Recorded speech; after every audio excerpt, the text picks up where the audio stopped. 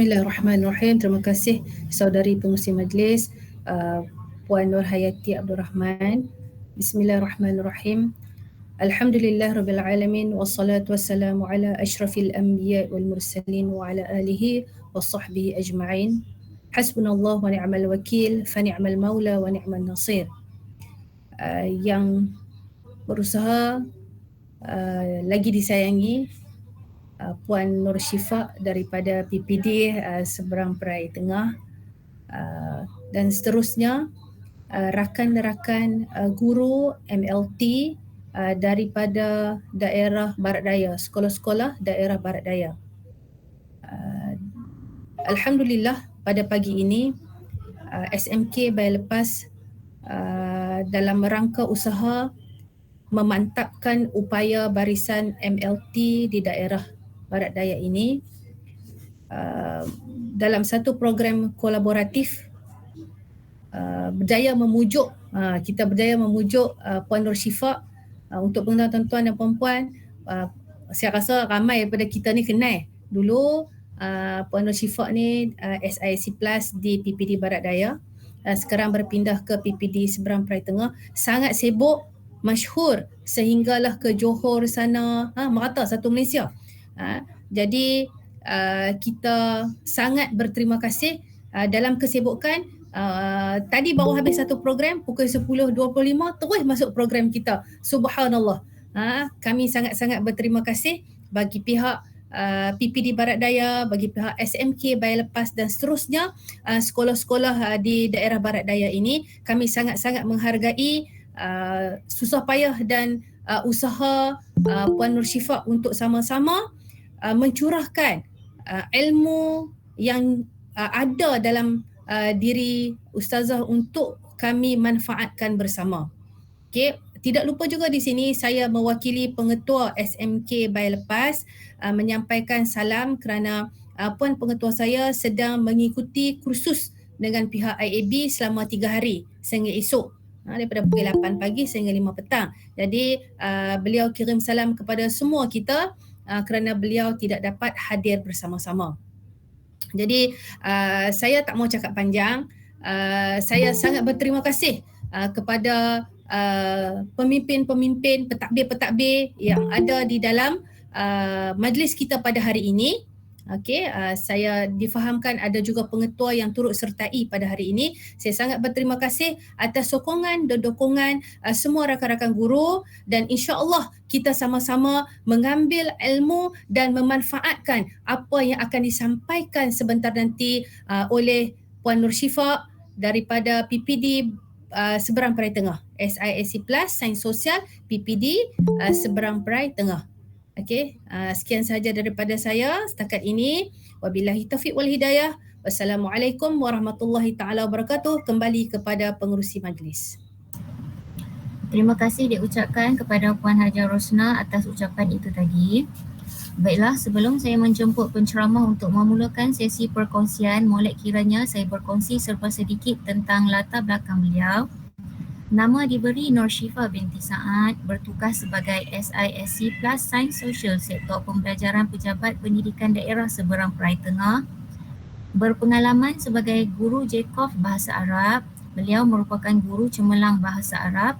Pernah bertugas sebagai pegawai SISC Plus di Pejabat Pendidikan Daerah Barat Daya dan sekarang sebagai pegawai SISC Plus Sains Sosial di Pejabat Pendidikan Daerah Seberang Perai Tengah. Antara pencapaian beliau ialah Anugerah Perkhidmatan Cemerlang, Anugerah Inovasi Pendidikan Peringkat Pejabat Pendidikan Daerah Seberang Perai Tengah, Anugerah Inovatif Kumpulan Peringkat Negeri Pulau Pinang, Anugerah Guru Inspirasi Sempena Hari Guru Peringkat Kebangsaan Pejabat Pendidikan Daerah Seberang Perai Tengah, Anugerah Malaysia Peringkat Pejabat Daerah Seberang Perai Tengah, Anugerah Emas Dokumentasi Amalan Terbaik Disiplin Sekolah Rendah Peringkat Kebangsaan, dan Anugerah I Cemerlang Pejabat Pendidikan Daerah Seberang Perai Tengah. Oleh itu, dengan bangganya saya menjemput Puan Nur Syifa binti Saad untuk memulakan perkongsian kita pada hari ini. Dengan segala hormatnya, dipersilakan. Terima kasih pengacara majlis. Bismillahirrahmanirrahim. Assalamualaikum warahmatullahi wabarakatuh. Selamat pagi, salam sejahtera. Alhamdulillahirabbil alamin. Wassalatu wassalamu ala asyrafil anbiya'i wal mursalin wa ala alihi wa sahbihi ajma'in. Rabbi shrah li sadri wa yassir li amri wahlul 'uqdatam min lisani yafqahu qawli. Allahumma Rabbi zidna ilman wasi'a warzuqna fahma. Yang saya hormati, lagi kasihi Puan Hajar Rosnah binti Osman, Guru Penolong Kanan Pentadbiran, tuan-tuan pengetua dari sekolah-sekolah jemputan, barisan guru-guru penolong kanan, barisan ketua-ketua bidang, ketua-ketua panitia, seterusnya warga pendidik yang dihormati sekalian. Alhamdulillah, bersyukur kita kepada Allah Subhanahu Wa Taala kerana dalam suasana pada hari ini kita dapat bersama-sama berkumpul dalam satu bicara profesional yang diberi amanah untuk mengurus bengkel pemantapan tugas dan peranan MLT. Jadi bukanlah perkara baharu untuk pemantapan tugas, tetapi hari ini saya cuma bawa inspirasi minor changes can have major impact. Minor changes can have major impact, insya-Allah. Jadi tuan-tuan dan puan-puan yang dihormati sekalian, terima kasih atas jemputan saya untuk mengendalikan sesi bengkel pemantapan tugas dan peranan MLT pada hari ini. Alhamdulillah, memang untuk bulan September dan bulan Oktober ni jadual waktu petang dah penuh untuk core business saya, iaitu mengurus sejarah dan juga subjek-subjek di bawah tugas. Kemudian waktu pagi sahajalah yang boleh saya cuit-cuit sikit untuk PPD Barat Daya, sebab memang dah berjanji seketika keluar daripada PPD Barat Daya tu, jika dijemput oleh warga Barat Daya, insya-Allah saya akan penuhi jika saya ada ruang dan peluang. Jadi pada minggu ini kebetulan memang Minggu Barat Daya. Kemarin saya bersama dengan guru-guru SKPT Teras untuk PBL dalam PDPR, Project Based Learning dalam PDPR. Kemudian insya-Allah besok pemantapan PDPR dalam Google Meet, insya-Allah. Dan menyusul minggu hadapan ada lagi. Jadi insya-Allah memang itu dah janji dah. Sebab Barat Daya sentiasa di hati, walaupun 18 bulan di Barat Daya, tetapi dengan rakan-rakan guru ni sangat dekat, insya-Allah. Tuan-tuan dan puan-puan yang dirahmati Allah sekalian, kalau kita lihat di sini, okey, kita bersama-sama hari ini, salam ta'aruf, salam perkenalan. Saya Nur Syifa binti Saad, SIC Plus Sains Sosial. Mungkin dulu di Barat Daya tak sempat berkenalan sebab sekejap sangat, 18 bulan saja. Jadi mungkin ruang dan peluang yang lain boleh kita bersama-sama, insya-Allah. Tuan-tuan dan puan-puan, seperti yang kita sedia maklum, kita sekarang berada dalam keadaan endemik, epidemik dan juga pandemik. Maknanya tiga istilah yang kita harungi bermula dari Mac 2020. Bermula dari Mac 2020 kita bersama-sama dengan virus kita cuba virus COVID-19 ni. Kita sekarang berada dalam dunia VUCA. Nanti saya akan kongsikan dengan tuan-tuan dan puan-puan bagaimana MLT, bagaimana guru kanan, bagaimana KP mengurus dunia VUCA ini. Okey, jadi tuan-tuan dan puan-puan, kita sekarang ni berada dalam proses endemik ataupun epidemik dan juga pandemik. Tiga-tiga ni kita harum sekali. Sebab ketiga-tiga ni merujuk kepada kehadiran penyakit berjangkit dalam kelompok manusia. Maknanya proses kita, bagaimana kita nak kawal jangkitan tersebut. Okey, kita perlu menguruskan suasana PDPR, kita perlu menguruskan kemenjadian murid, kita perlu menguruskan sekolah. Jadi insya-Allah dengan berkat doa, berkat usaha kita ikhtiar, jadi kita bersama-sama. Jadi saya belum lagi boleh merentas daerah negeri sebab baru sahaja menerima suntikan kedua. Jadi hitung hari sahaja untuk terbang. Dah lama dah duduk kat rumah. Okey, jadi insya-Allah bila dah ada cukup 2 dos ni, bolehlah pergi ke Barat Daya nanti, insya-Allah. Okey, lah ni warna belum timbul lagi, warna oranye. Kalau tengok dekat sini, pas saya ni warna putih. Pas saya ni warna putih lagi. Okey, baik. Dan kita tengok sekarang ni kalau kata di negeri Pulau Pinang ni, daerah timur laut barat daya seberang perai, memang kita kawasan yang makin hari makin kita berada dalam endemik ini. Okey. Tuan-tuan dan puan-puan yang dihormati sekalian, kita sekarang berada dalam dunia VUCA. Jadi MLT, guru kanan dan juga ketua panitia perlu tahu bagaimana kita nak menguruskan pendidikan kita dalam dunia VUCA ini. Okey. Jadi kita ni sekarang berada dalam dua dunia pandemik, tapi sekarang ni kita dah gabungkan epidemik, endemik dan juga pandemik ni. Jadi ciri-ciri dunia VUCA ni tidak menentu. Okey, tidak pasti, kompleks dan juga kabur. Ini yang selalu saya bawa pada MLT di daerah saya. Maknanya kita sekarang ni berada dalam keadaan yang tidak menentu. Kita tidak pasti, kabur dan juga kompleks. Jadi apa yang kita nak buat, kita nak cuba ubah daripada volatile, uncertainty, complexity, ambiguous itu kepada satu keadaan yang sangat positif. Kita tak mau COVID-19 tu, tetapi kita nak berpandangan jauh, kita nak bersedia, kita nak ada jelas misi dan visi kita. Okey, kita perlu lihat semula apakah visi kita, apakah KPI yang kita nak capai. Dalam situasi dan berpandangan jauh, kita nak tahu apakah KPI kita, apakah keberhasilan kita, bagaimana kita merancang dalam PDP kita. Kita melihat kepada objektif kurikulum, kita melihat kepada matlamat kurikulum, dan jika kita menjaga tahun peperiksaan, kita melihat pula kepada objektif pentaksiran itu sendiri. Okey, jadi kita ada matlamat kurikulum, objektif kurikulum dan juga objektif pentaksiran. Okey, jadi kita perlu tahu bahawa setiap perkara itu perlu dilaksanakan dalam suasana endemik ini. Okey, jadi kita perlu fahami, understanding. Maknanya daripada keadaan uncertainty ni yang tak pasti ni, kita cuba berada dalam keadaan selesa untuk berada dalam keadaan tidak selesa. Kita sekarang ni dalam suasana yang endemik, maknanya kita tidak selesa. Okey, kita tidak selesa sekarang ni, tapi kita cuba memahami untuk berada selesa dalam keadaan yang tidak selesa ini. Itu dipanggil kepada bagaimana kita nak mempositifkan, kita nak mengalih hala tuju kita supaya kita memahami misi dan visi kita. Kita cuba fahami kerja buat kita cuba fahami apakah keperluan kepada PDPR dan sebagainya. Jadi kita perlu daripada kompleksiti kepada clarity. Kita perlu jelas. Kita perlu jelas dengan sempadan tugas yang sedang kita jalankan. Kita perlu jelas apakah tugas MLT. Kita perlu jelas apakah tuntutan tugas guru kanan dan juga ketua panitia. Kita perlu jelas apakah tugas guru. Okey. Jadi tuan-tuan dan puan-puan sekalian, selain itu kita perlu tangkas. Dalam dunia VUCA ini, dalam keadaan yang kabur ini, kita cuba tangkas agility, ketangkasan menentukan haluan dan bersedia untuk menukar haluan. Maknanya kita sentiasa ada plan A, plan B, plan C dan plan D. Contohnya kita memanfaatkan Google Meet yang dibekalkan oleh Kementerian Pendidikan Malaysia melalui Delima, akaun Delima.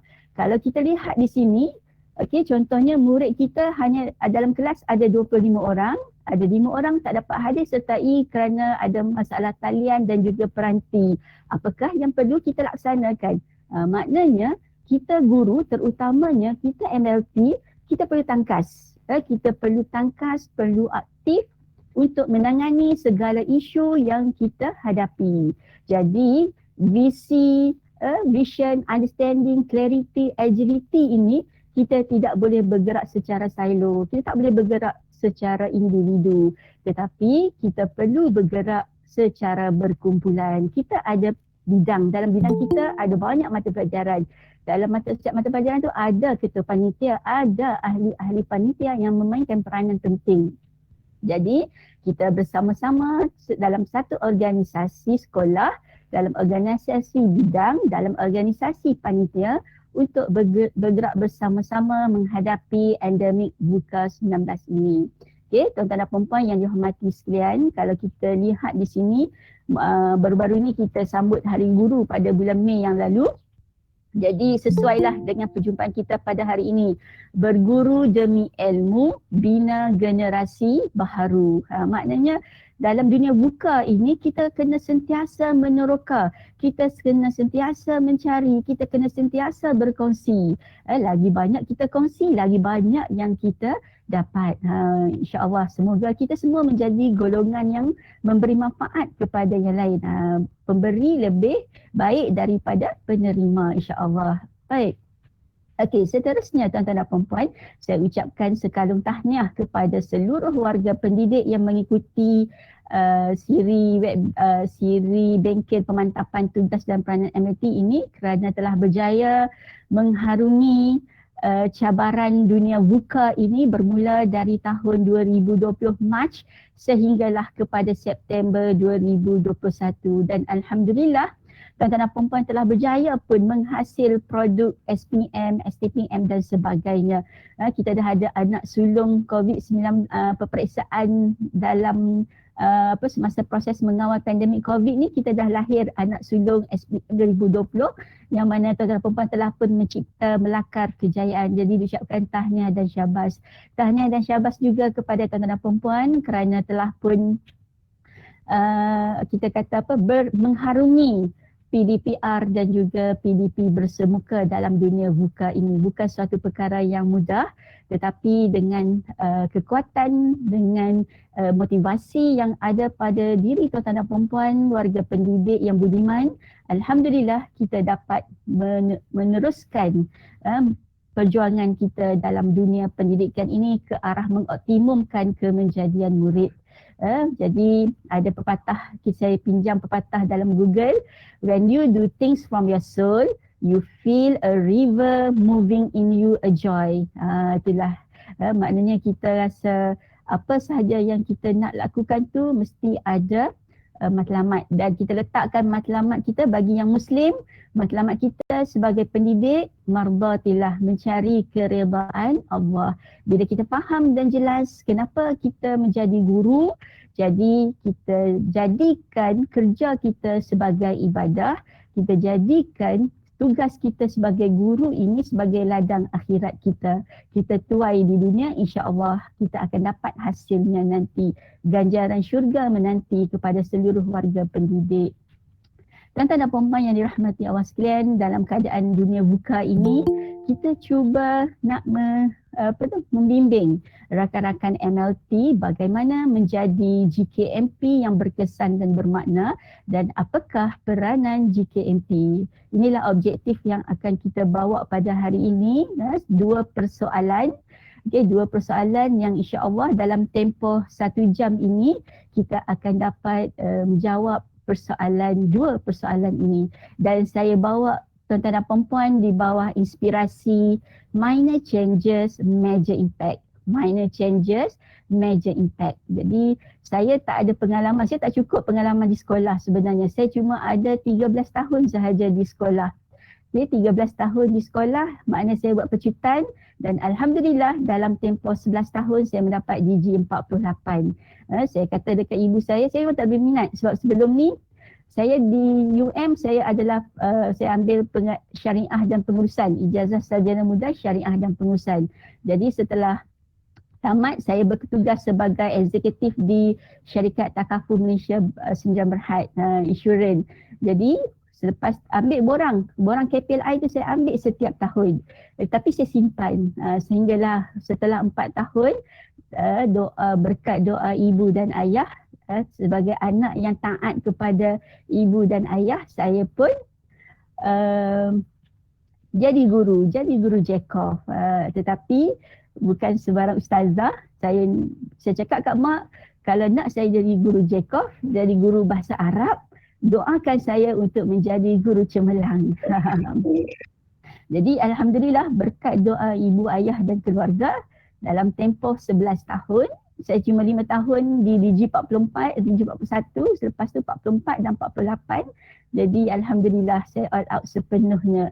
Saya sangat meminati dan meneroka ilmu ICT. Jadi dalam bahasa Arab, dalam pendidikan Islam semasa saya di sekolah, saya memang memanfaatkan dari tahun 2005 lagi sejak saya diposting menggunakan teknologi maklumat komunikasi dalam PDP. Sebab itulah jiwa saya, jiwa ICT. Okey, itu sedikit perkongsian. Jadi bila doa ibu ni, dia tiupkan roh, Allah tiupkan roh kepada kita, roh menjadi pendidik. Jadi sekarang ni saya menjadi pembimbing kepada pendidik. Jadi tugas saya adalah untuk meneroka ilmu-ilmu baru supaya saya dapat kongsikan dengan MLT dan juga warga pendidik yang ada di bawah seliaan saya, insya-Allah. Jadi itulah tuan-tuan dan puan-puan, GKMP dan juga ketua panitia, dan saya adalah SIC Plus yang mana kita bersama-sama. Okey, kita DG, kita bersama-sama, insya-Allah. Yang makna kita nak jadikan hari ini lebih baik daripada hari semalam, tahun ini lebih baik daripada tahun sebelum. Okey, kita bawa di sini aspirasi minor changes, major impact. Minor changes, kita buat sedikit perubahan, tetapi perubahan yang kita buat itu menjadikan kita guru yang istiqamah, guru yang berterusan untuk pastikan kesannya berimpak tinggi. Sekarang ni semua kita sebut, apa saja yang kita nak buat, kita nak yang berimpak tinggi, insya-Allah. Tuan-tuan dan puan-puan yang dirahmati Allah sekalian, yang dikasihi. Okey, inilah yang saya bawa pada hari ini. Okey, kalau kata lihat di gambar sekarang ni ada awan, ada pokok, ada laut. Okey, jadi di sinilah yang saya nak bawa tuan-tuan dan puan-puan di bawah inspirasi minor changes, major impact. Minor changes, major impact, kita connecting the dots. Nanti kita lihat di rumus saja nanti tuan-tuan dan puan-puan akan lihat bagaimana tugas GKMP ini apabila kita melaksanakan secara connecting the dots, kita rangkaikan titik-titik ni, insya-Allah kita akan dapati, kita akan menjadi MLT yang berimpak tinggi. Okey, tuan-tuan dan puan-puan sekalian, kita bergerak di bawah misi dan visi KPM. Okay, kita bergerak di bawah misi dan visi KPM dan kita bergerak di bawah kurikulum kebangsaan dalam Akta Pendidikan Jadi dari sinilah akan terhurainya PAK 21, di sinilah akan terhurainya kemahiran berfikir aras tinggi dan sebagainya. Sebab satu program pendidikan yang termasuk kurikulum dan kegiatan co-kurikulum yang merangkumi semua pengetahuan, kemahiran norma, nilai, unsur kebudayaan dan kepercayaan. Inilah yang perlu dipegang oleh semua MLT. Okay, semua MLT perlu pegang Akta Pendidikan, Peraturan Pendidikan Kurikulum Kebangsaan 1997 di bawah Akta Pendidikan 1996, Akta 550. Kita pegang, kita cuba halusi, kita cuba rangkai connecting the dots, bagaimana proses kita nak jadi MLT yang bermakna dan berkesan, yang berimpak tinggi. Okey. Jadi tuan-tuan dan puan-puan, kita ada punca kuasa, kita ada rujukan kita. Ini antara yang perlu kita lihat, SPI, PKPA dan juga surat perkeling kewangan. Kita ada SPI untuk melaksanakan KSSM dan sebagainya. Kita ada modul-modul TS25 untuk kita rujuk bagi sekolah-sekolah TS. Okay, kita ada buku SKPMG 2 sebab tugas kita sebagai pasukan pelaksana standard PPS. Kita ada buku panduan PBD, kita ada laman sesawang BPK. Jadi inilah punca kuasa dan rujukan utama kita MLT untuk kita bergerak, insya-Allah. Tuan-tuan dan puan-puan yang budiman, jadi kalau kita lihat di sini, setiap kita apabila tauliahkan sebagai guru bermula dari DG 41 sehinggalah yang tertinggi di Bilik Khasi, kita ada tugas-tugas kita, kita ada peranan dan tanggungjawab kita. Maknanya setiap kenaikan yang kita lalui, time base ataupun melalui laluan cemerlang, kita ada tanggungjawab kita sebagai pegawai pendidik perkhidmatan pendidikan kita. Maknanya setiap grade yang kita lalui itu kita perlu fahami apakah tugas kita. Jadi supaya kita tidak lari daripada landasan, kita perlu sentiasa lihat tanggungjawab kita sebagai pegawai perkhidmatan pendidikan mengikut grade ini, insya-Allah. Tuan-tuan dan puan-puan, jadi kita lihat juga accountability. Accountability adalah tentang penyampaian komitmen. Accountability is about delivering on a commitment. Accountability terhadap pendidikan kebangsaan adalah tanggungjawab semua. Maknanya semua warga pendidik bertanggungjawab kepada accountability ini. Accountability ini meningkatkan sikap kepunyaan, ownership serta kebertanggungjawaban bersama, shared responsibility. Maknanya kita ada 4 accountability. Sudah pasti yang paling utama sekali adalah accountability terhadap penyertaan murid, accountability terhadap pembelajaran murid, accountability untuk meningkatkan kualiti guru dan pemimpin sekolah, accountability terhadap pentaksiran. Jadi inilah tujuan kenapa kita berada dalam platform Google Meet ini daripada pukul 10.30 hingga pukul 12 nanti sebagai meningkatkan kualiti guru dan pemimpin sekolah. Hari ini kita berada dalam accountability yang ketiga ini. Apabila kita lihat accountability ketiga ini, accountability untuk meningkatkan kualiti guru dan pemimpin sekolah, maka lagi 3 accountability insya-Allah akan terhasil dengan jayanya. Dan kita sekarang ni fokus utama Kementerian Pendidikan adalah pentaksiran. Jadi pentaksiran salah satu komponen dalam bidang tugas kita. Maknanya bagaimana kita nak kukuhkan pelaksanaan pentaksiran sekolah, bagaimana kita nak jadikan data pentaksiran itu sebagai evidence untuk memperbaiki PDP. Makna kata data PBD yang kita yang kita laporkan pada setiap 2 kali setahun itu, kita nak manfaatkannya supaya kita dapat kenal pasti isu dan punca. Kita akan bina intervensi-intervensi yang bersesuaian.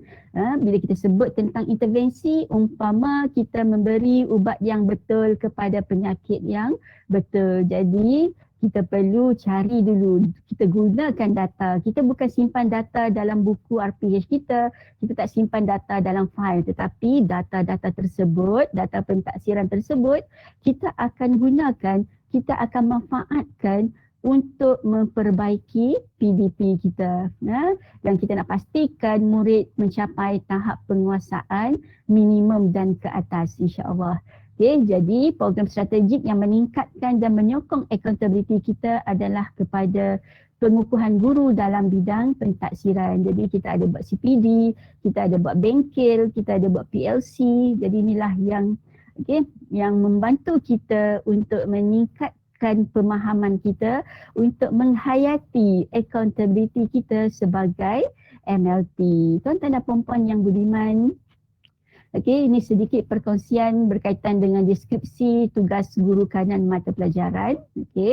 Jadi tujuan kenapa perlu lihat deskripsi tugas ini, sebab kita tahu bahawa tugas kita guru kanan adalah merancang, menyelaras dan melaksana pengurusan semua mata pelajaran di bawah bidang secara cekap dan berkesan bagi memastikan peningkatan kualiti sekolah, pencapaian akademik murid dan membolehkan sekolah menjalankan fungsi ditetapkan dengan cekap dan selamat dan berkesan. Inilah tugas kita. Tugas kita merancang, menyelaras dan melaksana.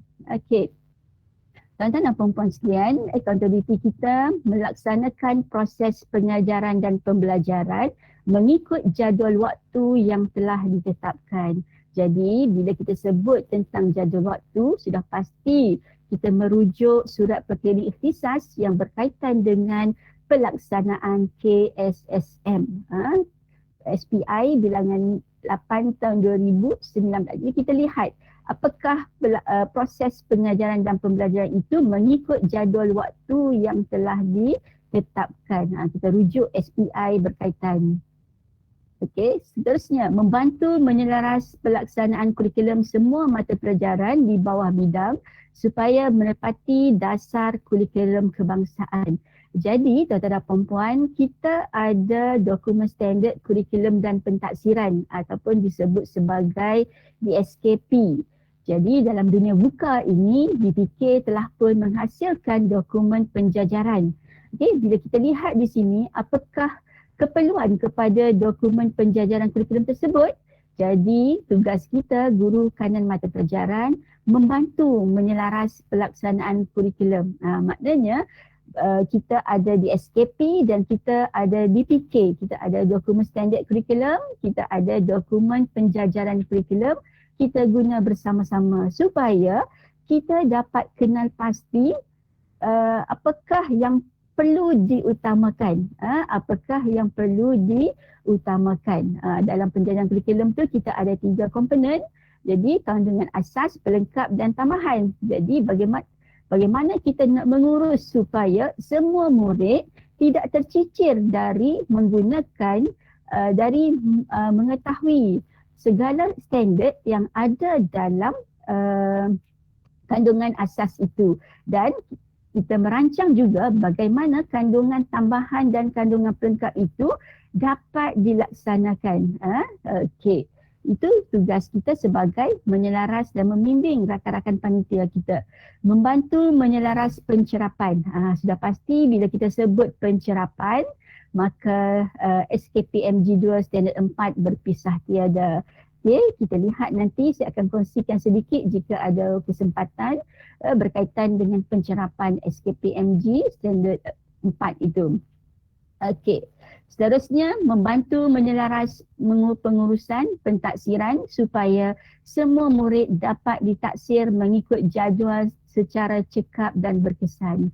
Okay, kita sekarang ni dalam keadaan dunia buka, di mana keadaan murid-murid kita ni yang mengikuti PDPR itu ada yang kita ikuti penuh kelas, ada yang tidak ikuti, ada yang hilang dari radar, ada yang hanyut. Okey, jadi bagaimana kita nak menguruskan pentaksiran supaya setiap murid itu dapat ditaksir. Okey.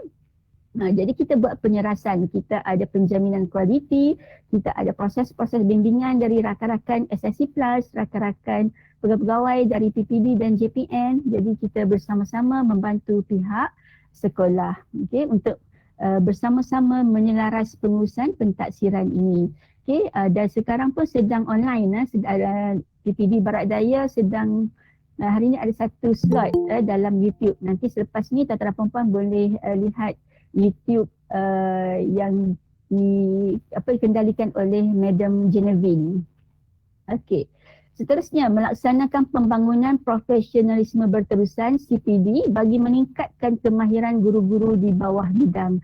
Okey, kita sekarang ni bila kita kata dalam keadaan dunia buka ini, kita perlu kepada teknologi maklumat dan komunikasi. Jadi TMK sangat penting dan kita dah dapat hasilkan, kita dah dapat lihat bakat-bakat guru yang menjadi YouTubers, bakat-bakat guru yang dapat menghasilkan ribuan bahan yang dikongsikan dalam YouTube, dalam Facebook dan dalam media-media sosial. Jadi saya ucapkan tahniah dan syabas kepada seluruh warga pendidik kerana telah berjaya menghasilkan bahan bantu mengajar sebagai rujukan untuk dikongsikan dengan semua rakan pendidik yang lain.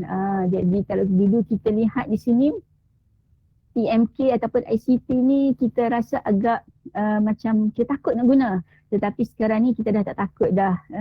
Kita boleh meneroka, kita boleh melihat. Ada saja apps baru kita pun cuba. Ada saja apps baru kita pun cuba meneroka untuk kita gunakan dalam PDPR. Okay? Dan kita sebab kenapa perlu kepada CPD berterusan ni, sebab kita di IPG, di maktab perguruan ataupun semasa kita jalani latihan sebagai latihan perguruan kita tidak pernah pun dapat maklumat untuk melaksanakan PDPR ini.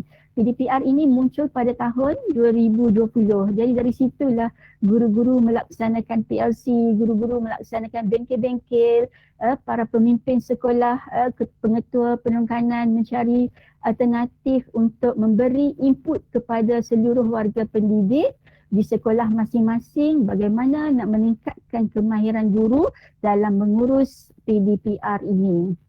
Okey, seterusnya membantu pelaksanaan pengurusan kewangan bagi memastikan peruntukan kewangan mencukupi untuk pelaksanaan aktiviti semua mata pelajaran di bawah bidang. Jadi kita boleh tahulah apakah peruntukan kewangan yang bidang kita dan panitia-panitia dapat dan bagaimana kita nak menguruskan kewangan tersebut supaya ianya memberi impak yang positif kepada kemenjadian murid kita. Maknanya RM1 yang kita belanjakan itu akan memberi faedah kepada kemenjadian murid kita. Okey, seterusnya membantu pengurusan aset, harta modal dan inventory secara teratur dan mematuhi peraturan perbendaharaan. Itulah yang kita bawa hari ini. Okey. Jadi kita selain pada kita ada deskripsi tugas guru mata pelajaran, sebenarnya deskripsi tugas ni ada lagi macam-macam versi. Saya cuma ambil yang versi ini yang mana berangkumi, saya lihat versi ini berangkumi segala aspek yang melibatkan guru kanan. Okey, seperti yang saya maklumkan tadi, kita sangat mengutamakan tugas dan peranan MLT dalam memperkasakan pentaksiran bilik darjah di sekolah masing-masing dalam panitia masing-masing. Jadi inilah antara tanggungjawab GKMP, ketua bidang dan juga ketua panitia dalam PBD. Maknanya kita perlu memahami konsep pelaksanaan PBD itu, kan, memimpin dan membimbing pelaksanaan PBD, memantau pelaksanaan PBD, memantau intervensi dalam tindakan susulan, mengatur PLC, mengadakan mesyuarat, memastikan arahan pelaksanaan dipatuhi. Jadi inilah antara tugas yang mana kita akan lihat nanti secara overview sebab hari ini lebih kepada pembugaran. Okey, kita akan lihat bagaimana kita mengurus pentaksiran dalam dan juga kurikulum kita. Okey. Jadi tuan-tuan dan puan-puan, okey, kita ada KPI masing-masing, sasaran keberhasilan kita. Maknanya bermaksud hasil kerja yang perlu dicapai pada tahun penilaian, pada tahun 2021. Sasaran yang boleh diukur memberi impak kepada klien. Klien kita siapa? Klien kita terdiri daripada panitia kita dan juga murid kita atau organisasi dan perlu dipacu ke arah pencapaian organisasi. Jadi setiap MLT, setiap individu, setiap guru kanan, setiap ketua panitia, setiap guru perlu ada KPI. Perlu ada KPI masing-masing. Contohnya dalam hidup kita, KPI kita adalah mardhatillah, keredaan Allah. Dan bagaimana kita nak capai keredaan itu? Itu contohnya. Okay, samalah juga sebagai pendidik, sebagai guru, apakah KPI kita pada tahun ini? Kan, contohnya tahun lepas kita dapat SPM, GPMP mata pelajaran 6.8. KPI pengarah minta 2%. Okey, jadi di samping kita merealisasikan hasrat pengarah kita, kita juga ada KPI mata pelajaran kita. Kita juga ada KPI panitia kita. Okey, jadi KPI sangat penting. Okey. Okey, jadi apabila kita sebut tentang KPI, bagaimana salah satu untuk kita lihat, sebab ini adalah tugas utama kita. Okey, tak kira kita, sama ada kita daripada DG 41 hinggalah kepada JUSASI, ini tugas kita sebagai guru. Maknanya kita adalah pelaksana kurikulum, kita adalah pelaksana pentaksiran. Jadi kita senaraikan daripada kita laksana kurikulum, kita rancang aktiviti, kita sedia bahan, kita sampaikan PDP, kita rancang periksa, semak kerja latihan, sehinggalah kepada kita merekod, menganalisis keputusan, kita buat refleksi dan penambahbaikan. Ini tugas utama kita. Tak kira siapa kita, grade mana kita berada, kita wajib melaksanakan tugasan ini sebab inilah yang termaktub di dalam JD kita, termaktub di dalam PDPP kita, keberhasilan kita.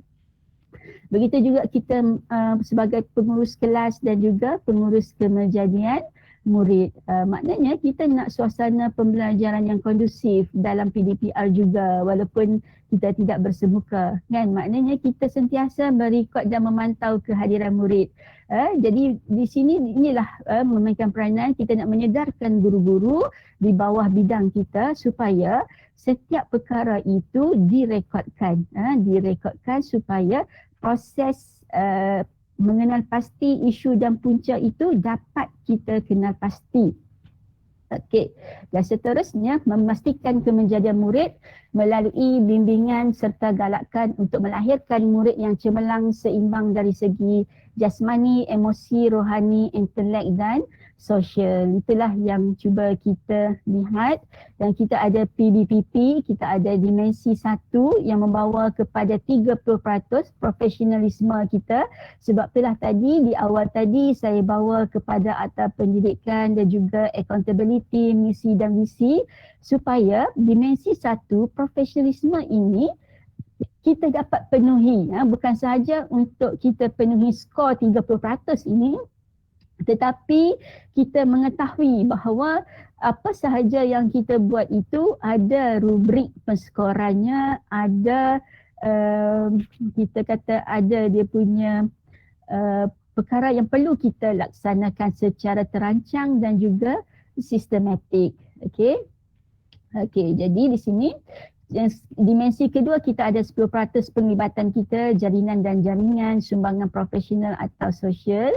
Kemudian kita ada dimensi 3 kita, pengajaran dan pembelajaran guru. Kita ada 60%, okey, perancangan, pelaksanaan dan juga pentaksiran. Nah, inilah dimensi yang kita bawa dan ini kita kata dicontoh, contoh sasaran keberhasilan untuk guru kanan mata pelajaran ataupun ketua bidang. Maknanya dari aspek pengurusannya, dari aspek kurikulumnya, dari aspek co-curriculum. Maknanya kita sama-sama membina sasaran kita, okey, membina sasaran kita supaya hasrat kita untuk mencapai KPI yang kita target tu tercapai. Okey. So sekarang ni habis sesi pertama. Sebelum saya kupas ni semua sesi teori-teori. Okey, jadi saya buka kepada refleksi. Okey, setiap kita punya bahagian ni saya ada sediakan refleksi. Jadi okey, saya dah sediakan tuan-tuan dan puan-puan. Okey, sila scan ataupun masuk www.menti.com. Okey, www.menti.com. Okey, ataupun boleh terus scan. Okey, tuan-tuan dan perempuan kongsikan refleksi accountability dalam tempoh 15 minit ini. Okey, apakah refleksi yang tuan-tuan dan perempuan dapat rumuskan? Okey, dapat kongsikan refleksi accountability ini. Apakah refleksi yang tuan-tuan dan perempuan dapat rumuskan sepanjang 15 minit kita bersama-sama pada pagi ini. Okey, boleh scan dan boleh terus menulis refleksi tuan-tuan dan perempuan ini. Ustazah Syifa, www.menti.com yang tu je. Ada password tak? 78301432. Okey, sekali lagi 78. Saya tulis dekat chat. 78. Boleh tengok dekat skrin tu 78301432 ataupun nak mudah boleh scan. Saya ambil dia punya link dia. Okey, saya copy link.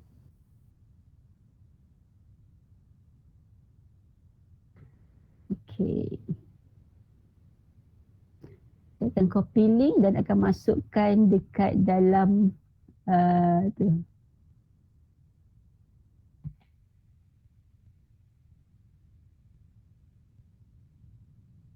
Okay, boleh scan siapa yang ada scanner tu boleh terus scan.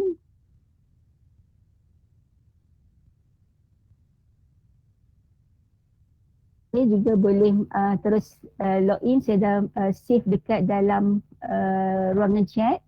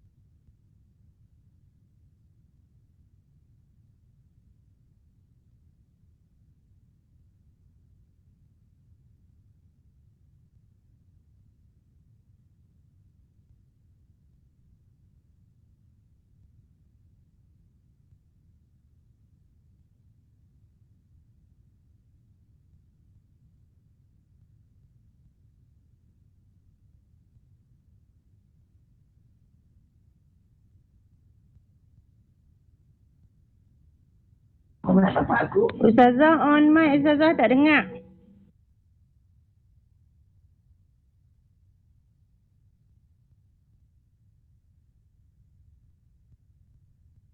Oh, tak cakap apa-apa lagi. Belum tak cakap apa.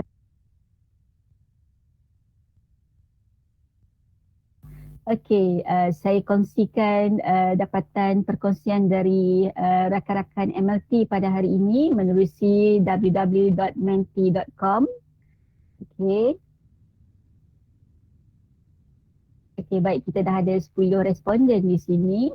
Maknanya kita pergi, kita cuma pilih-pilih saja dan saya akan kongsikan dengan Ustazah Rosnah nanti dapatan ini untuk dokumentasi Ustazah nanti. Okey, refleksi accountability daripada MLT pada hari ini, setiap guru perlu sentiasa bergerak dalam mencapai KPI masing-masing dan kemenjadian. Murid membuka minda apa yang perlu dilaksanakan dalam tugas untuk diri sendiri dan membantu rakan. Jika sebagai pemimpin guru memantau dan memastikan keprofesionalan dalam menjalankan tugas PDP, tugas perancangan dan pelaksanaan program-program sekolah. Okay, melengkapkan diri dengan pelbagai ilmu pengetahuan, mengurus kewangan dengan bijaksana, mengamalkan nilai-nilai murni di samping menjadi role model terbaik buat para pelajar. Okey, accountability penting pada setiap peringkat pelaksanaan supaya semua KPI yang telah ditetapkan dapat dicapai. Okay, guru kanan perlu jelas dengan tugasnya, sentiasa bersedia dengan ilmu baru yang ada dalam bidang masing-masing. Perlu sentiasa sedia membantu guru-guru di bawah bidangnya dari semua segi. Okey. Lagi peranan guru dalam menghadapi dunia VUCA, mengetahui dengan lebih mendalam peranan GKMP dan juga ketua panitia. Guru perlu mempunyai sifat positif iaitu mempunyai keupayaan dalam kemahiran cara pelaksanaan PDP yang efektif mengikut keperluan semasa. Okay, jadi tuan-tuan dan puan-puan boleh terus menulis refleksi untuk sesi pertama kita, refleksi accountability tuan-tuan dan puan-puan. Okey, boleh terus menulis. Saya akan terus buka menti.com ini untuk tuan-tuan dan perempuan tulis supaya nanti di akhir nanti Puan Hajar Rosnah boleh dapat untuk dokumentasi programnya nanti insya-Allah. Okey, terima kasih. Okey, sama. Okey. Okay, seterusnya kita akan beralih kepada yang kedua, iaitu bagaimana kita proses pembugaran. Yang kedua ni lebih kepada proses pembugaran. Kita dah tahu dah, kita dah laksana dah pun. Tetapi hari ini proses pembugaran yang mana kita bersama-sama melihat balik minor changes, major impact. Minor changes, major impact. Okay.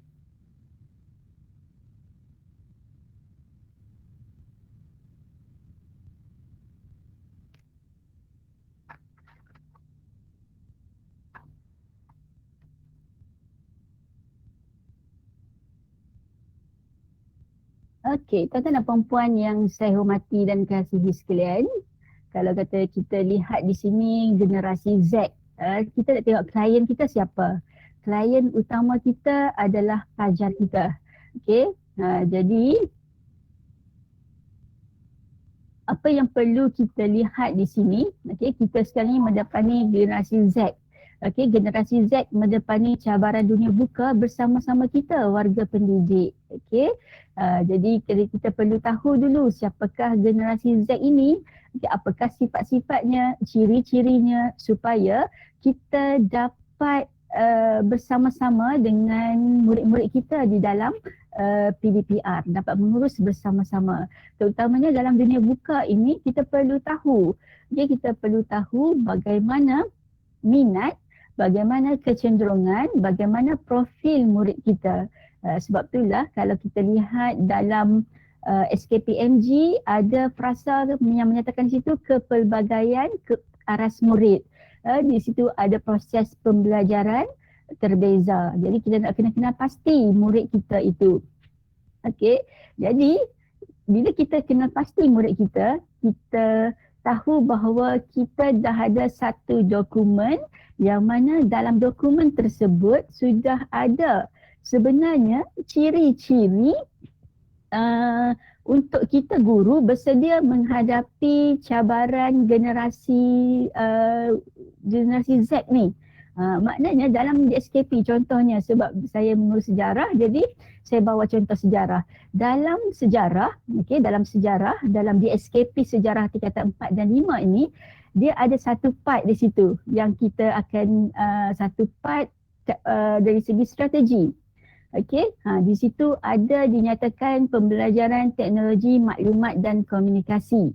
Okay, teknologi maklumat dan komunikasi dalam PDP bermaksud menggunakan TMK secara berfikrah, terancang dan bersesuaian dengan keperluan pembelajaran bagi meningkatkan kefahaman dan penguasaan murid terhadap pelajaran. Kalau kita baca ayat ni, mungkin sebelum ni kita lihat di SKP hanya pada ruangan standard kandungan, standard pembelajaran dan standard prestasi. Kita tidak lihat daripada muka surat pertama di SKP itu hinggalah kepada glosari di belakangnya. Tapi apabila kita lihat di SKP ni, kita bedah di SKP bersama-sama dengan rakan-rakan panitia, kita akan tahu apakah matlamat kurikulum mata pelajaran, apakah objektif kurikulum mata pelajaran kita. Itu perkara yang paling asas yang perlu kita lihat, perlu kita fahami. Okey, kemudian kita selak muka surat lain pula, ada pula tentang pentaksiran, tentang pedagogi, tentang keperluan KSSM, kan? Ada macam-macam dalam DSKP itu pada 20 halaman pertama itu. Okey, jadi dalam sejarah ni saya tertarik dua perkara lah. Okey, yang pertama saya bawa hari ini tentang TMK. Okey, penggunaan TMK juga memberi peluang pembelajaran yang sama kepada semua murid. Okey, yang pelbagai keupayaan. Lihat situ, pelbagai keupayaan. Okey, dalam DSKP pun ada istilah pelbagai keupayaan bagi meningkatkan motivasi diri.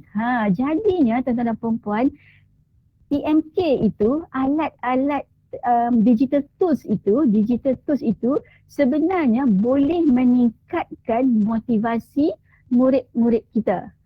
Itu yang kita lihat di sini.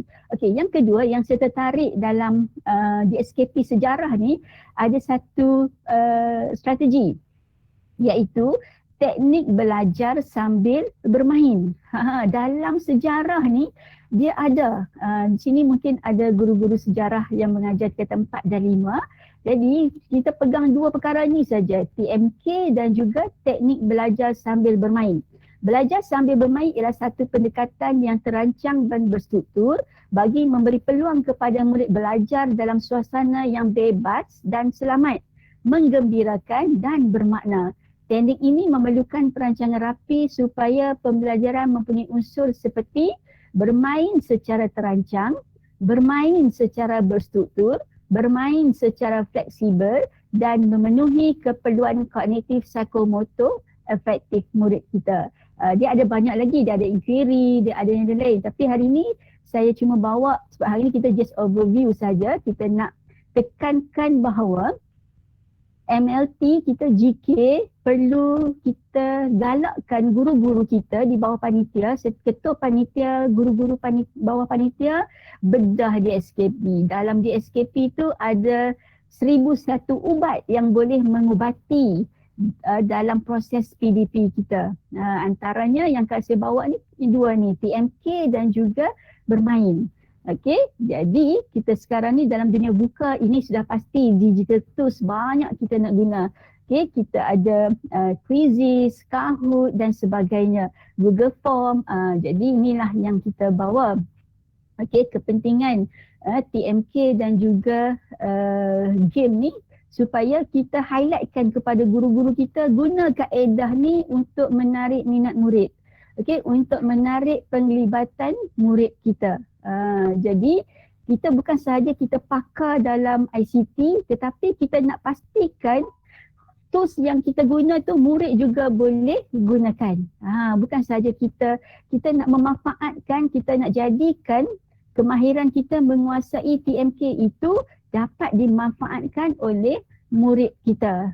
Maknanya dia seronok belajar, dia dapat input, dia dapat sesuatu daripada pengajaran kita. Maknanya objektif kita tercapai menerusi pengajaran berasaskan TMK dan juga sambil bermain ni. Okey. Jadi tuan-tuan dan puan-puan, ini yang perlu kita lihat, faedah gamifikasi kepada generasi Z. Maknanya kita sebagai MLT, kita perlu fahami kehendak generasi murid yang ada di dalam kita.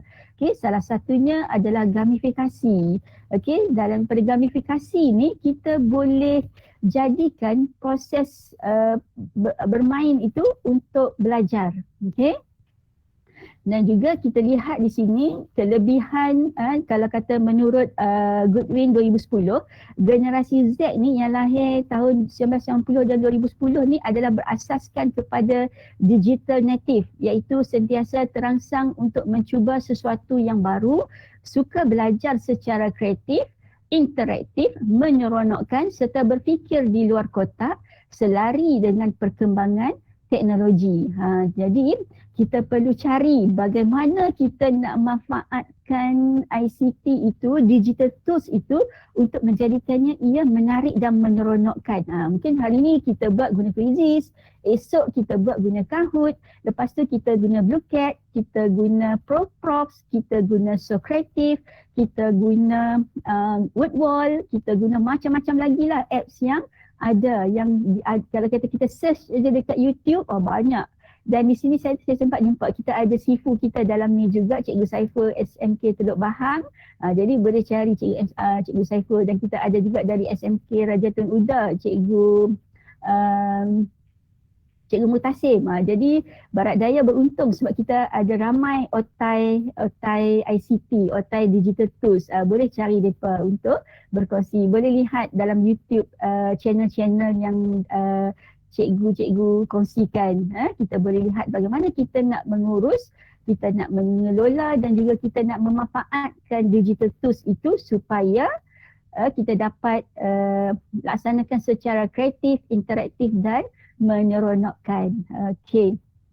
Jadi kelebihan gamifikasi ni meningkatkan kognitif dan kemahiran visual, meningkatkan keyakinan diri, menguatkan memori, menggalakkan kerjasama, meningkatkan fokus, maklum balas serta minat keseronokan dan motivasi. Okey, jadi apa yang saya nak cadangkan di sini hari ini bukan guru yang bina apps, bukan guru yang bina game, bukan guru yang bina bahan, tetapi kita galakkan pelajar-pelajar kita membina bahan dan bahan itu digunakan bersama-sama. Di situlah berlakunya komunikasi dan kolaboratif. Contohnya untuk sejarah, kumpulan A dia akan bina satu set TikTok. TikTok itu akan digunakan dengan pelajar-pelajar lain. Ataupun kumpulan B menggunakan quizzes. Dia akan beri 10 ataupun 5 soalan mudah untuk rakan-rakan lain jawab. Kumpulan C menggunakan Kahoot. Jadi kita beri peluang dan kebebasan kepada pelajar kita untuk meneroka, untuk menggunakan aplikasi gamifikasi ni untuk pentaksiran.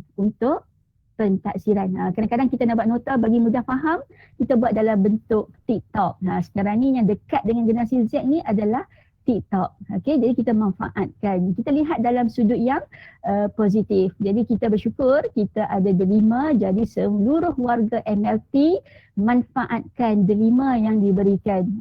moi.dl.edu.my. Okey, maknanya kalau kata kita ada laptop, ada PC, ada handphone, ada tablet, kita masukkan semua ID delima kita tu dekat dalam setiap device yang kita ada supaya senang kita terokai, kita login dan sebagainya. Okey, jadi kita perlu cakna kepada TMK ni, maknanya kita perlu tahu kawasan kita, coverage kita, apa package yang kita guna, data kita guna dah banyak mana kan. Kalau kata student selalu sebut ke kita data dah habis. Okey, tapi sebenarnya kita boleh lihat balik, suruh dia screenshot dekat sini. Oh, rupanya bila screenshot dekat sini, dia duduk Facebook dia banyak, dia duduk main game dia banyak. Untuk GM tak banyak pun. Itu contohnya kita boleh check data murid kita. Jadi MLT perlu ada sedikit pengetahuan bagaimana mengurus mobile data usage ni. Maknanya kita tahu kita ada iOS, Android dan sebagainya. Okey, kalau kita guna YouTube, bagaimana Netflix, Microsoft Teams, Google Meet. Okey, jadi maknanya penggunaan data internet juga boleh berubah-ubah mengikut kualiti video, kamera. Kita tahu yang mana makan data, yang mana tak makan data. Kalau kita rakam, berapa yang kita boleh dapat dia punya kapasiti dia. Okey, jadi ini sedikit cakna TMK oleh MLT. MLT perlu cakna TMK, perlu berkolaboratif dengan pakar-pakar ICT di sekolah. Setiap sekolah ada pakar ICT. Jadi kita berkolaboratif menerusi PLC supaya kita dapat bersama-sama manfaatkan TMK ni. Okey. Itu antara aspek yang saya nak kongsikan adalah cakna TMK. Okey, jadi sekarang ni ada, kita sekarang ni dalam dunia buka ni, kita dalam PDPR ni, kita jalani proses offline, online dan juga gabungan. Okey, ataupun kita sebut sebagai synchronous ataupun asynchronous. Okey, jadi di ruangan chat, sila tulis jawapan. Synchronous versus asynchronous classes, what's the difference? Apa beza antara synchronous dengan asynchronous dalam kelas? Sila tulis sekarang. Kita interaksi dua hala. Okey, sila tulis di ruangan chat, tuan-tuan dan puan-puan. Okey, kita akan baca bersama-sama. Synchronous versus asynchronous classes, what's the difference? Sila tulis sekarang.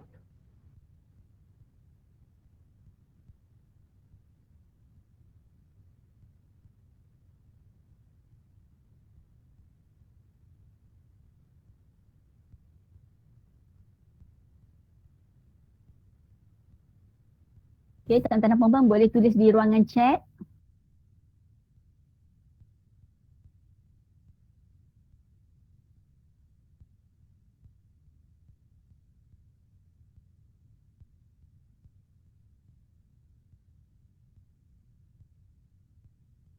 Okay, apakah beza antara synchronous dengan asynchronous?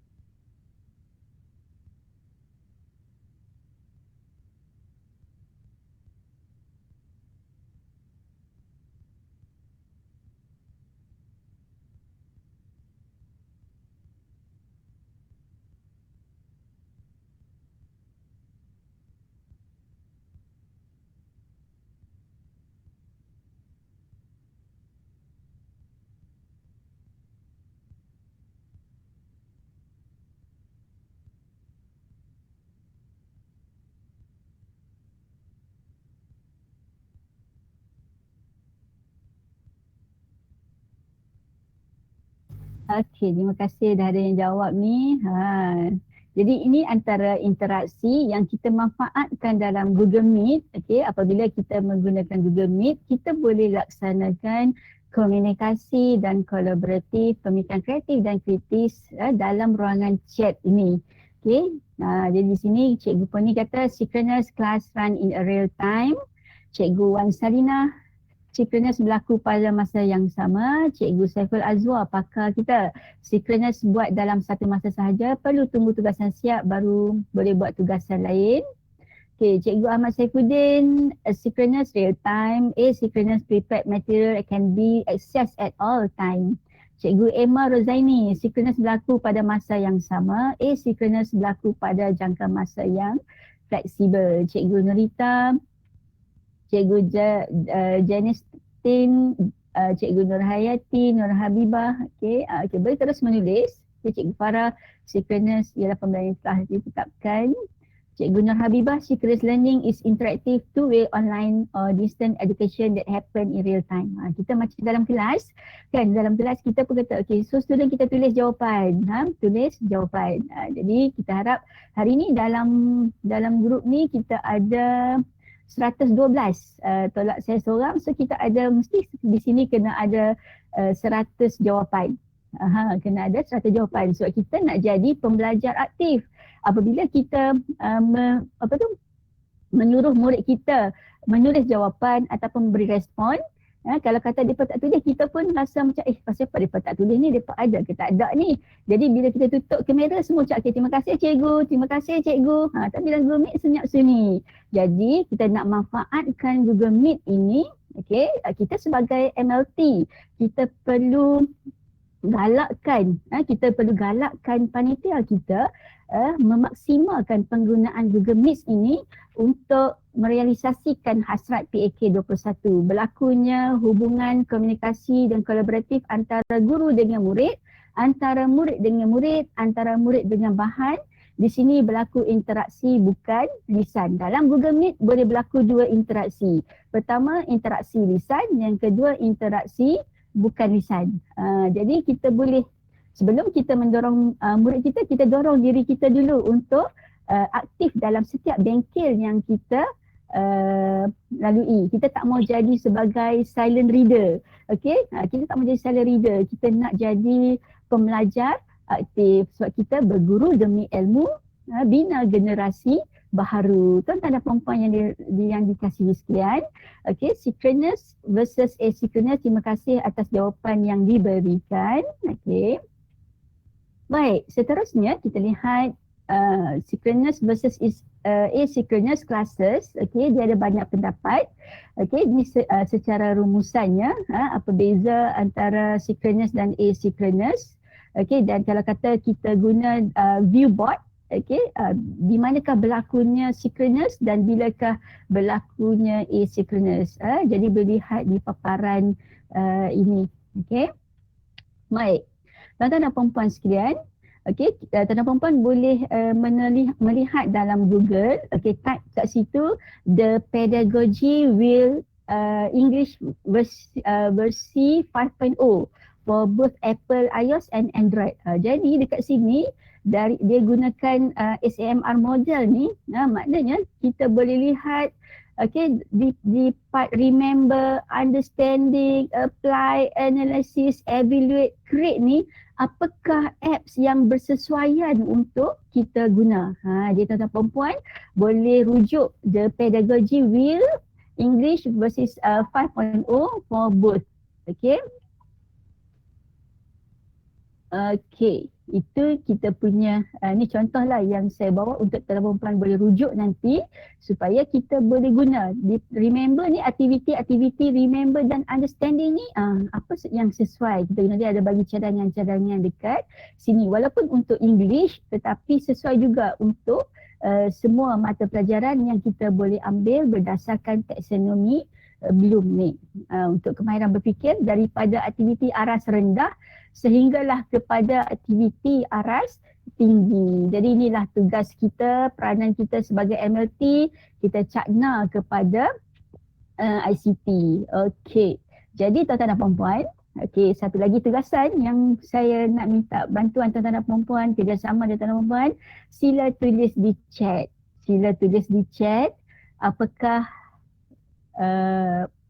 yang tersurat dan tersirat dari logo ini. Apakah yang tersurat dan tersirat dari logo ini? Okay, dari gambar rajah yang ada di skrin sekarang, apakah yang tersurat dan tersirat? Sila tulis 1 minit dari sekarang.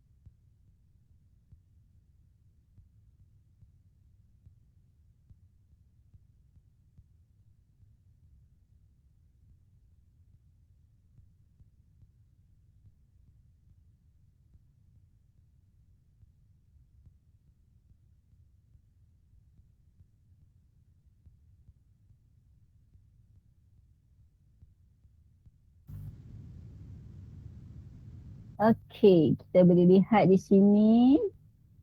Cikgu Rozaini kata kemenjadian murid, Cikgu Adila kata ciri-ciri yang diperlukan oleh seorang NLP. Boleh tulis lagi apakah yang tersurat dan tersirat dalam gambar rajah ni.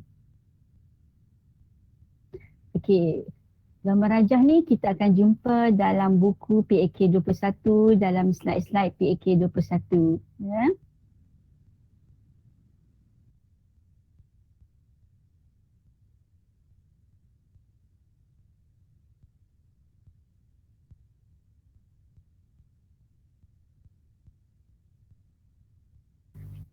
Okey, Cikgu Munawar kata impak proses pengajaran dan pembelajaran. Cikgu Tioh kata pembelajaran berpusatkan murid.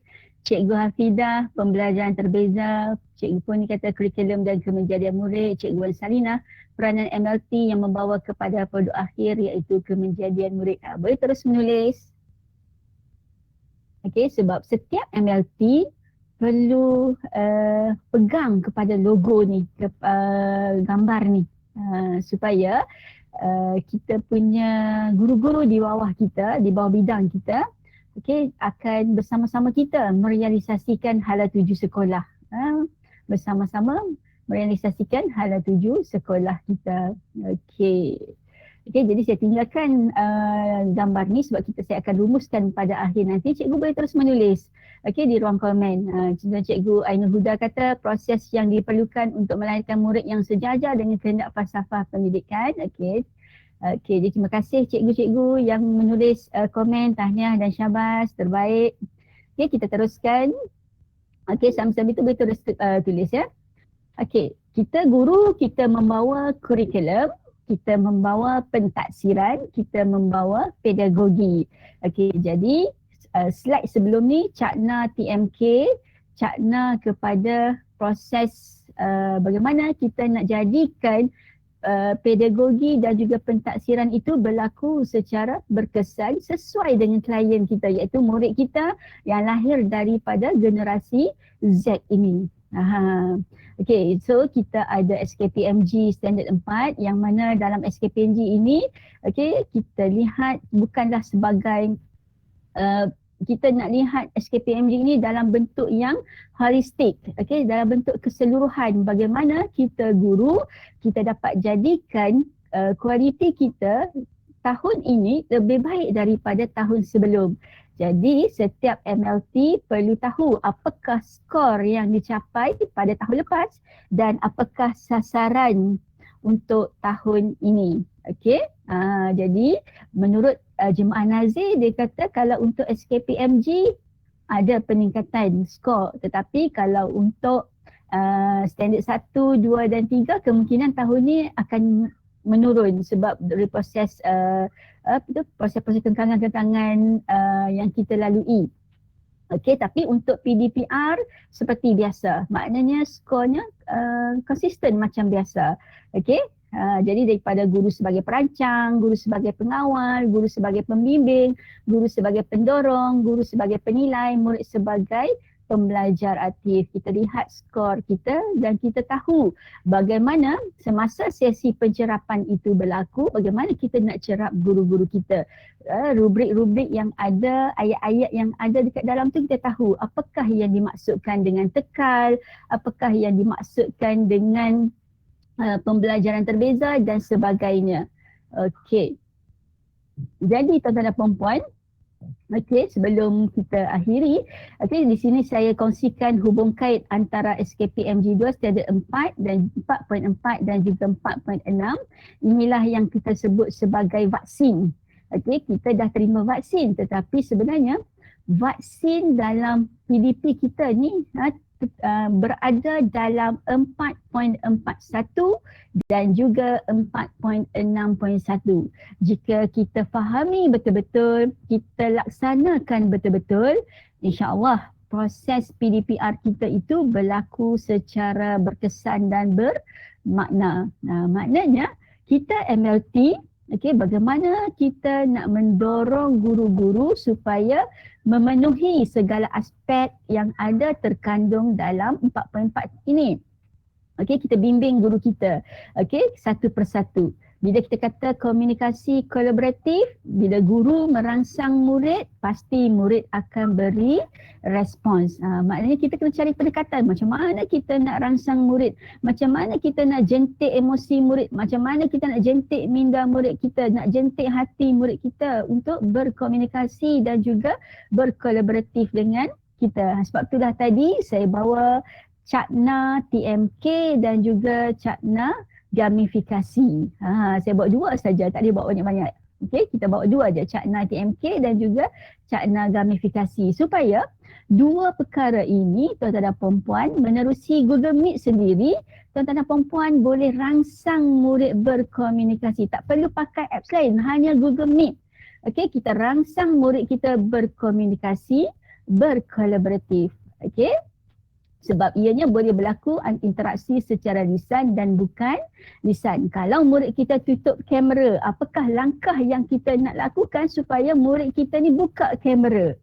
Dalam tempoh kita layari Google Meet dalam tempoh sejam, adakah kita hendak mengajar sepenuhnya ataupun kita nak jadikan ruang Google Meet kita itu 30 minit atau 1 jam itu untuk kita berbincang dengan murid kita. Maknanya proses mengemukakan soalan, pemikiran kritik dan kritis itu berlaku.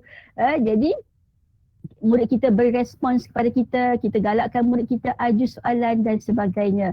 Jadi tuan-tuan dan puan-puan, bagaimana kita nak hidupkan dalam Google Meet kita itu, maknanya dalam Google Meet kita jadikan sebagai satu platform untuk murid berkomunikasi, berkolaboratif. Di situ juga murid akan buat pembentangan, buat pembentangan kerana proses flip classroom telah berlaku sebelum tu. Kebanyakan guru yang kita lihat telah pun melaksanakan proses flip classroom, persediaan awal sebelum masuk kelas, jadi proses pembentangan itu berlaku. Memang pembentangan itu berlaku, tetapi adakah pembentangan itu berlaku secara berimpak tinggi? Adakah murid diberi ruang dan peluang untuk bertanya soalan? Adakah murid diberi ruang dan peluang untuk memberi pendapat? Jadi kita buka. Kita buka, kita jadikan ruang Google Meet kita itu, sesi pembentangan kita itu untuk kita menguji kefahaman murid kita supaya objektif yang kita sasarkan itu tercapai. Jadi sebenarnya kalau kita nak kupas bagaimana Google Meet, itu masa 2 jam. Jadi besok saya kupas part ni dan Google Meet 2 jam dengan sekolah SSK Sungai Batu.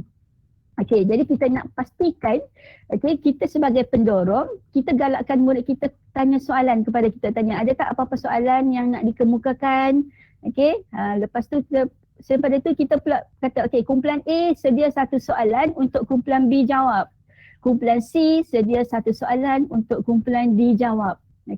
Dan daripada situ juga murid-murid selepas pembentangan dia kena buat refleksikan diri dia. Dia perhati tak apa pembentangan dia. Kalau dia bentang tu dia rasa murid dia, kawan-kawan dia faham tak? Boleh tak ikut pembentangan dia tu? Ada tak apa-apa soalan? Dan kadang-kadang kita galakkan murid kita sediakan permainan gamifikasi. Kata cuba buat simple blue cat, cuba buat simple quizzes Kahoot untuk kawan-kawan jawab soalan selepas berlaku proses pembentangan. Jadi kita hidupkan ruangan Google Meet itu untuk kita jadikan proses pembelajaran aktif itu berlaku. Jadi tuan-tuan dan puan-puan, kita mula bersembang, induksi dan sebagainya. Jadi kita pastikan ianya berlaku. Jadi di sini tuan-tuan dan puan-puan, kita ada garis Ustazah Rosnah. Boleh tak kita nak drag masa 15 minit lagi? Boleh. Sila. Harap peserta kita boleh ikut insya-Allah. Baik. Terima kasih. Tak apa. Sila. Jadi di sini kita dah ada SKPMG. Daripada sini kita ada 3 titik utama pada garis lari ini. Titik 1, titik 2 dan juga titik 3. Titik-titik ini mewakili objektif, mewakili pengajaran, mewakili pentaksiran. Jadi kita MLT, kita perlu mula dahulu. Kita perlu mula langkah dahulu. Apabila kita mulakan langkah dahulu, kita memahami bagaimana objektif itu dibuat, kriteria kejayaan itu dibuat, apakah kaedah, strategi, teknik yang bersesuaian untuk kita masukkan pada setiap langkah dalam RPH kita. Dan apakah proses pentaksiran formatif itu kita rancang.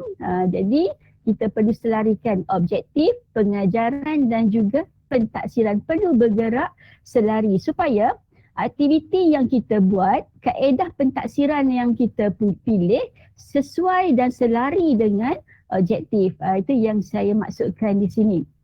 Jadi sudah pastilah ia perlu kepada proses berfokus, terancang, sistematik dan berimpak tinggi. Proses PDPR yang kita lakukan tu, proses apa sahaja, proses pentaksiran, kita nak benda tu berlaku secara berfokus, ada tempoh masa, ada kumpulan sasaran, ada bahan yang kita nak gunakan. Jadi ianya berlaku secara terancang, sistematik. Bila kita buat secara berfokus, terancang dan sistematik, pasti impaknya tinggi. Kita kadang-kadang kita kata business as usual. Pengarah selalu dia tolak. Kalau kata dia tengok kita buat apa tu, kelas tambahan, dia kata tu BAU, business as usual. Jadi kita cari sesuatu. Sebab tu tadi saya cuma bawa 2 sahaja hari ini. gamifikasi dan juga TMK untuk kita jadikan proses PDPR kita berlaku secara berfokus, terancang, sistematik, menarik, kreatif dan berimpak tinggi. Bersama-sama kita NLP dan data berpisah tiada. Okey, NLP dan data berpisah tiada. Guru dan data berpisah tiada.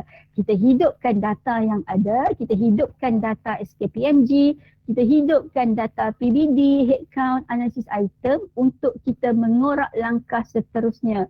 Untuk kita kena pasti isu dan punca supaya intervensi dapat dibuat. Intervensi yang berimpak tinggi itu adalah yang berfokus. Berfokus kepada kumpulan sasaran, berfokus kepada tempoh masa sama ada jangka masa panjang atau jangka masa pendek. Okey, kemudian apakah langkah-langkah yang perlu kita buat, apakah kos dan sumber yang kita perlukan. Okey, jadi intervensi ini kita tidak boleh buat berseorangan, kita buat dalam panitia, kita beri dorongan, kita beri bimbingan, kita beri galakan supaya ahli-ahli panitia kita dapat melaksanakan intervensi ini. Bila kita sebut tentang intervensi ni umpama beri ubat yang betul kepada penyakit yang betul. Kita tak mau jadikan Panadol, okey, Panadol tu baik untuk semua. Okey, tetapi kita nak khususkan, okey. Jadi dalam kita ada kumpulan berpotensi. Kumpulan berpotensi ni adalah kumpulan lemah, tapi kita tak mau sebutlah kumpulan yang lemah dan gagal, tetapi kita kata ini kumpulan berpotensi, ini kumpulan baik dan ini kumpulan cemerlang. Kita ada 3 kumpulan. Okey, bagaimana kita nak susun intervensi tersebut? Okey, jadi ini antara bimbingan asas yang perlu dilaksanakan. Okey, dan ini adalah persediaan PDPR sebelum dan semasa dan juga selepas. Maknanya kita sekena merancang, kita perlu merancang. Okey, ini bahan sokongan yang ada. Dan ini fungsi kita dalam pentaksiran bilik darjah, maknanya kita ada professional judgement untuk tetapkan TP1 hingga TP6. Bukan sahaja kita melihat muka murid ataupun kita lihat wajah murid dalam air kita letak TP, tidak. Tetapi kita meletakkan TP itu berdasarkan pengetahuan, tanggungjawab profesional, input murid, pengalaman kita mengurus dari Mac 2020 hingga sekarang. So kita ada dia punya pertimbangan kita. Okey, dan kita laksanakan penjaminan kualiti, pementoran, pemantauan, penyerasan dan juga pengesanan. Jadi sebenarnya ini boleh 2 in 1. Pementoran ni boleh berlaku secara dalam CPD. Pemantauan ni, pemantauan bilik darjah, PDPR, pencerapan, rekod dan sebagainya. Okey, kita buat penyerasan dari segi memberi skor, dari segi penggunaan item dan sebagainya, dan kita laksanakan pengesanan. Okey, jadi kita laksanakan, kita pastikan MLT melaksanakan PBD berstrategi, maknanya berstruktur, konsisten, tekal, sistematik dan laksanakan penjaminan kualiti. Okey. Okey, dan akhir sekali, belum akhir sebenarnya ada lagi banyak slide ni, tak apa. Okey, jadi dekat skrin sekarang ni ada 3 perkara. Okey, ada 3 perkara yang perlu kita lihat. Okey. Cuba tulis, okey. Cuba tulis dekat ruangan chat apa yang saya nak sampaikan. Gambar ni apakah kaitan gambar dalam slide dengan tugas dan peranan MLT? Okey. Berdasarkan gambar ni, apakah kaitan gambar ni dengan tugas dan peranan MLT. Okey, kali ni saya tak mau bagi tulis. Kita buka kepada interaksi lisan. Okey, interaksi lisan. Jadi saya buka kepada ruang dan peluang 111 orang yang ada dalam studio sekarang ni untuk beri pendapat. Apakah kaitan gambar ini dengan tugas dan peranan MLT? Silakan. Okey, boleh buka mikrofon. Salam cikgu.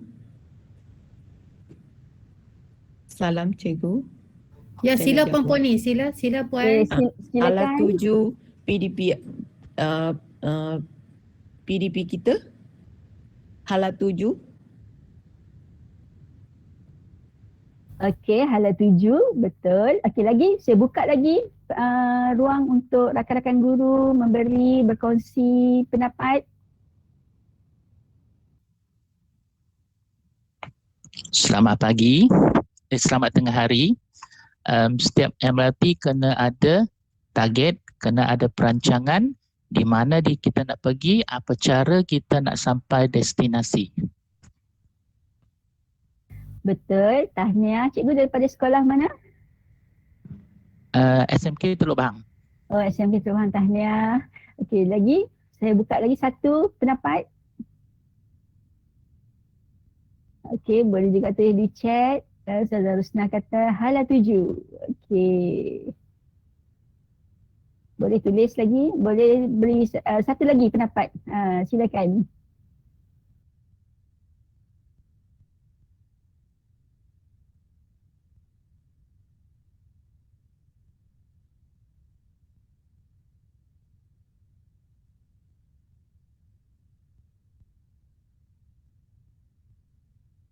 Okay, boleh buka lagi satu lagi pendapat.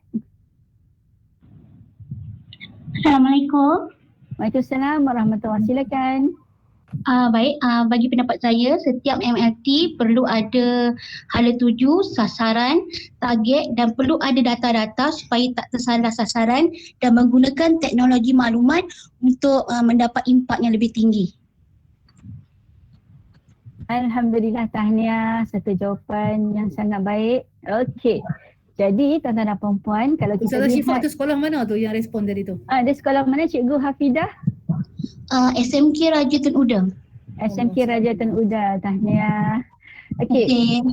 Jadi kalau kata kita lihat di sini, okey, kita ada 3 pendapat, semuanya betul. Maknanya kalau kita lihat di sini kita ada flight radar, kita ada maritime radar. Di sini kita bagi peta maritim, kita ada jambatan Pulau Pinang dan kita ada kita panggil gadget. Okey, itu keperluan kita sekarang. Okey, keperluan kita sekarang. Maknanya MLT perlu tetapkan hala 7. Walaupun kita di laut, di sungai, di darat dan sebagainya. Macam kalau kata kita melalui jambatan Pulau Pinang, okey. Kalau kita lihat dia dah bagi dah 2 laluan. Satu laluan hala ke pulau dan satu laluan hala ke seberang perai. Tetapi dalam haluan ni masih lagi diletakkan 3 laluan, okey, 3 lorong. Dan juga ada lagi diletakkan di sini tanda arrow. Gambar ni saya tangkap ketika saya balik daripada vaksin. Saya ni sebab dah terlatih diri ni suka bahan bantu mengajar. Jadi setiap apa yang saya lihat, awan ke apa sahaja yang saya lihat tu, saya akan jadikan dia BBM. Jadi menggunakan BBM di sekeliling kita untuk proses bimbingan. Okey, jadi kita lihat walaupun jambatan Pulau Pinang ni dah ada laluan pergi dan balik dan juga ada lorong, tetapi masih lagi diletakkan arrow. Inilah apa yang dikongsikan oleh 3 orang guru tadi. Maknanya kita perlu ada hala 7 yang jelas, kita perlu ada matlamat, kita ada di SKP, kita ada SPI, kita ada rujukan-rujukan, maknanya kita perlu guna dan manfaat kita. Sudah pasti sekarang ni kita perlu kepada teknologi maklumat dan komunikasi sebagai alat penghubung kita. Kalau kata kita lihat di sini kita ada SKPMG, okey, dalam SKPMG sekarang ni musim SKPMG dan ada yang sudah rintis untuk SKPMG 2022. Okey, yang penting tuan-tuan dan puan-puan tahu bagaimana nak tulis evidence tersebut. Penyataan evidence tersebut dinyatakan secara spesifik, relevan dan juga sesuai. Okey, again, apa yang dibuat, bilangan berapa dan juga tahun bila. Dan kita perlu tahu MLT perlu cakna kepada SKPMG Standard 1 walaupun kita bukan pengetua, tetapi kita adalah penyokong atau kita bersama-sama bergerak dengan pengetua, kita berkongsi hala 7, visi dan misi. Itu tanggungjawab kita. Okey. Jadi kita ada 3.1 yang dipegang sepenuhnya oleh MLT, pengurusan kurikulum, okey. Dan nanti nota ni saya akan kongsikan dengan tuan-tuan dan puan-puan. Kita ada 6P, perancangan, pelaksanaan, pemantauan, penilaian dan penambahbaikan. Okey, di sini. Jadi ini keperluan-keperluan yang diperlukan untuk 3.1, 3.12 dan sebagainya. Macam mana kita nak perkasakan pengurusan panitia melalui 6P. Biasanya slot ni kita buat satu slot khas untuk pemerkasaan pengurusan panitia. Hari ni saya tunjuk saja, tunjuk bagi lalu je. Kan? Okey, ni evidence yang tuan-tuan dan puan-puan perlu selesaikan dalam tempoh 1 Ogos sehingga 15 Disember. Selesaikan bersama-sama dengan pengetua dan PKP dan juga ketua-ketua panitia, okey, pengurusan kurikulum. Okey. Dan ni yang paling penting tuan-tuan dan puan-puan, kita dalam standard 4 ni kita juga semua guru yang mengajar adalah PPS, pasukan pelaksana standard.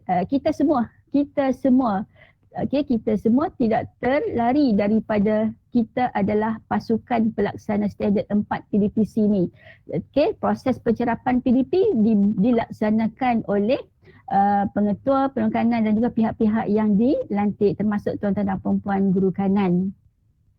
Okey, jadi wajaran-wajaran ini kita lihat mengikut kesesuaian kita, okey, mengikut pertimbangan profesional kita dalam kita meletakkan skor MLT kita. Guru-guru yang kita cerap, kita pastikan kita memahami betul-betul apakah keperluan kepada skor 1, 2, 3 dan 4. Ini yang bergerak, kita perlu lihat apakah yang diperlukan dalam pembinaan objektif sebab ia sangat penting. Okey, jadi ini sedikit tentang objektif. Maknanya dalam RPH kita pastikan objektif yang kita bina itu mengikut SMART. Kan? Specific, manageable, measurable, attainable, achievable, relevant, realistic dan juga time bound. Okey. Dan juga kita pastikan guru-guru kita tahu apa itu refleksi PDP dan apa itu penutup sosial dan penutup kognitif. Okey, penutup sosial dan juga refleksi ini berbeza sebab refleksi PDPC ini bermaksud penyataan sejauh mana objektif itu tercapai. Kita nak kaji semua proses keberkesanan pengajaran yang telah dilakukan. Okey, tapi kalau kata penutup tu di akhir sekali kita nak laksanakan dalam bentuk penutup sosial ataupun penutup kognitif. Okey, ini pun satu slot sebenarnya. Dia bukan boleh pergi 5 minit saja. Okey, ni saya cuma tayang dulu. Okey, ni cara kita nak letakkan skor. Okey, saya beri nota di sini untuk rakan-rakan MLT di daerah saya rujuk. Okey, nanti saya kongsikan nota ini dengan Ustazah Rosnah untuk Ustazah Rosnah kongsikan dengan rakan-rakan MLT yang hadir pada hari ini. Jadi di sini kita lihat jemaah nazir ada letakkan ruangan hitam. Bila dia letak ruangan hitam ni bermaksud tak ada skor untuk tahun ni bagi PDPR. Tapi kalau kata untuk PDP bersemuka adalah, tapi kalau untuk proses letak skor penilaian tu tak ada. Okey. Okey, seterusnya kita nak lihat guru sebagai pembimbing ni dia punya nota-nota dia.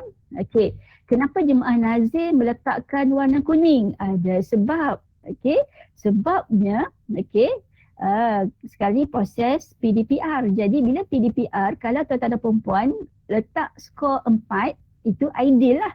Okey, macam mana kita nak baca skor? Kita lihat merangsang murid berkomunikasi. Okey, TP-nya, tahap tindakannya 1 sebab ada. Nak letak skor berapa? Kita lihat daripada 0 hingga 4. Okey, kita letak 4. Tindakan dilaksanakan berdasarkan objektif pelajaran mengikut pelbagai aras upaya murid secara berterusan dan kekal. Jadi kita perlu lihat keperluan apakah yang diperlukan dalam ini. Okey, jadi contohnya kalau 4, okey kita letak 4. Kalau kata 3 dilaksanakan dengan mengambil kira 1 dan 2 dan perkara 1 dan 3. Itu contoh dia. Okey. Dan di sini kalau tuan-tuan dan puan letak 3 pun skornya tetap 4 macam di skrin ni. Okey. Jadi hari ni kita tak fokus kepada SKPMG. Ini saya cuma kongsikan secara sepintas lalu Cakna SKPMG. Sebab kalau kata untuk kupas SKPMG dia saja pun dah 2 jam. Okey. Okey. Jadi ni dia cara letak skor dia. Ini nota ada sikit untuk kita rujuk. Okey.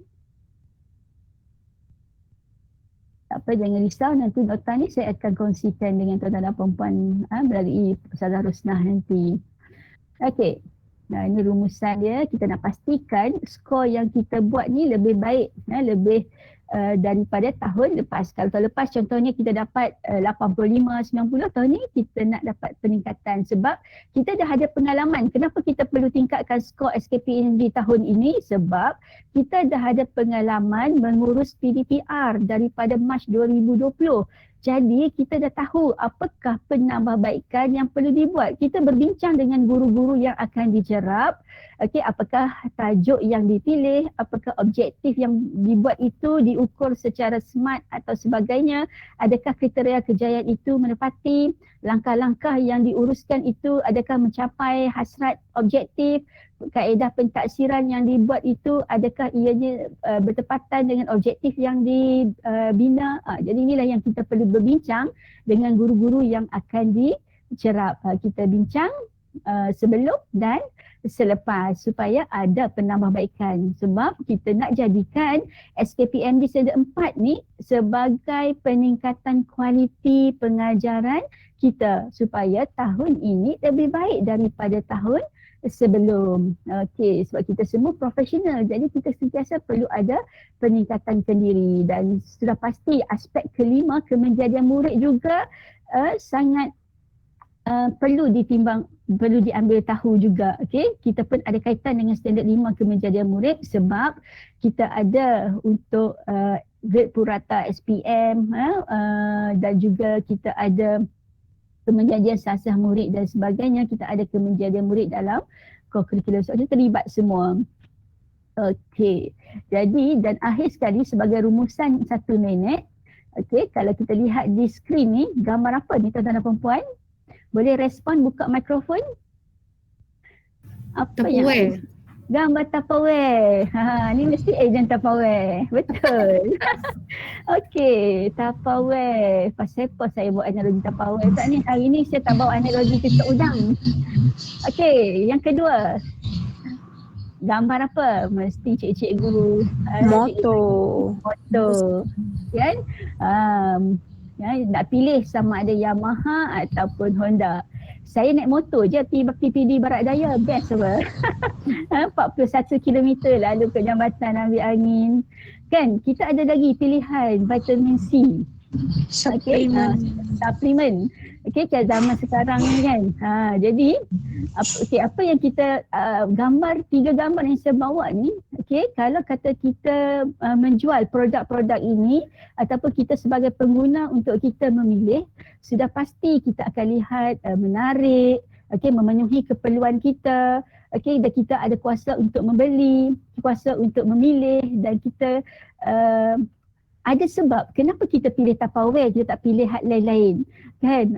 Contohnya, jadi tuan-tuan dan puan-puan, kita meniaga tudung, kita meniaga macam-macam kan, tudung Mary Kay kan, kalau kata saya boleh senarai lah bantal Lena, kek, belum lagi biskut raya dan sebagainya, baju kaftan, baju kelawak kan, tudung, dan ini semua online.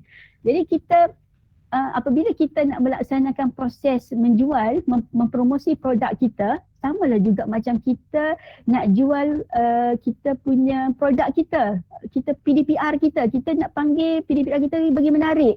Kan kita nak tarik ramai murid kita untuk sentiasa berada dengan kita, tak ada yang left group, tak ada yang lain-lain, dan juga kita nak tarik perhatian apabila PDPR kita menarik, sebenarnya PDPR itu berlaku di rumah. Jadi ibu bapa, tok wan, abang, adik kakak ni, mereka akan bercerita dengan jiran-jiran. Mereka kata, oh cikgu Ustazah Rosnah punya PDP menarik. Sebab tu lah 25 orang murid ada dekat dalam tu. Jadi mereka cerita. Esok tu kawan akan tarik kawan untuk masuk PDPR juga. Ada yang call, boleh dah nak masuk kelas Ustazah Rosnah kan? Itu contoh. Sebab menarik. Tetapi kalau kata kita buat tak menarik, nanti tok dia habang. Tak best pun cikgu tu mengajak, dia seorang dia bercakap, anak-anak lain semua tutup kamera, anak dia main game. Malam tidur pukul 2 pagi main game, pagi mengantuk masuk kelas tidur kat depan. Cikgu dah left pun anak dia masih lagi duduk online kan. Jadi kita boleh menggunakan pendekatan seperti mana dalam marketing. Sebab saya orang marketing, dulu belajar dalam Takaful Malaysia, saya orang bisnes juga, pengurusan. Jadi kita nak tarik, saya minat dengan model AIDA ni. Maknanya kita attention, kita beri awareness kita, lepas tu kita interest, kita tarik minat murid kita jentik hati murid kita, lepas tu kita desire dan juga action. Jadi kita pun kan, maknanya kita kalau kata kita direct selling, kita punya manager kita, leader kita mesti cerita tentang AIDA ni, macam mana kita nak tarik minat kita. Jadi kita gunakan pendekatan attention, awareness, interest, desire, action ni untuk tarik minat murid kita untuk bersama-sama kita, supaya kita rasa pembelajaran digital, kita dapat kawal murid, kita boleh hasilkan kandungan atau proses pentaksiran tu, kita boleh laksanakan secara pembelajaran sendiri, PLC dan juga webinar. Kita ada rakan-rakan hebat di daerah Barat Daya ni yang kita boleh bersama-sama dalam PLC. Rakan-rakan kita setiap malam Jumaat, tim Penang Digital Movers ada buat berkaitan dengan delima dan sebagainya, kita ikut serta supaya sentiasa ada penambahan ilmu. Jadi sudah pastilah kita akan melaksanakan PLC yang berimpak tinggi kan. Kita tak mahu sekadar kita laksana PLC sebab nak cukupkan mata kredit, tetapi kita nak jadikan PLC kita ini sebagai penyebab kepada kita untuk meningkatkan kualiti kita, untuk mengoptimumkan kemenjadian murid. Kita pilih tools-tools yang bersesuaian untuk menangani isu-isu yang kita hadapi. Ingat PLC, ingat fokus, ingat improve, ingat share. Fokus, kita kena pasti masalah dan punca masalah. Improve, kita bina strategi, pilih pendekatan yang alat strategi yang bersesuaian, dan kita share dengan rakan-rakan kita. Sekarang ni cara share mudah dah. Kita share dalam YouTube, kita share dalam Facebook, kita share dalam Google Meet, kita share dalam Telegram. Itu pun sudah menjadi perkongsian amalan terbaik supaya rakan-rakan boleh ikut serta laksana bersama-sama. Okey. Jadi inilah yang kita nak bawa kepada tuan-tuan dan perempuan. Okey, jadi tak sempat dah untuk refleksi seterusnya, tak apa. Jadi di samping kita melaksanakan tugasan harian kita sebagai guru, sekarang ni musim cuti. Jadi tuan-tuan dan perempuan, ambillah kesempatan untuk digital detox. Digital detox. Okey, letak handphone tepi, letak laptop tepi. Kita pergilah bersama-sama dengan keluarga, bersiar-siar. Okey, kita ambil angin luar, tengok hijau-hijau dan sebagainya. Okey, kita keep in touch dengan rakan-rakan. Okey, jadi yang penting tuan-tuan dan perempuan, apa saja yang tuan-tuan melaksanakan, duty makes us do things well, but love makes us do them beautifully. Buat dengan penuh kasih sayang. Okay? Saya kalau apa pun buat dengan penuh love, penuh kasih sayang, insyaAllah. Supaya kita dapat laksanakan. Umpama pokok, saya bawa pokok ulam raja. Hari ni akhir sekali saya bawa pokok ulam raja. Okay. Kita kalau kita di rumah kita ada ulam raja, pernah tak kita lihat apa kelebihan ulam raja ni? Okey, bagaimana ulam raja ni dia proses ulam raja, proses kehidupan ulam raja ni. Pukul berapa dia kembang, pukul berapa dia tutup.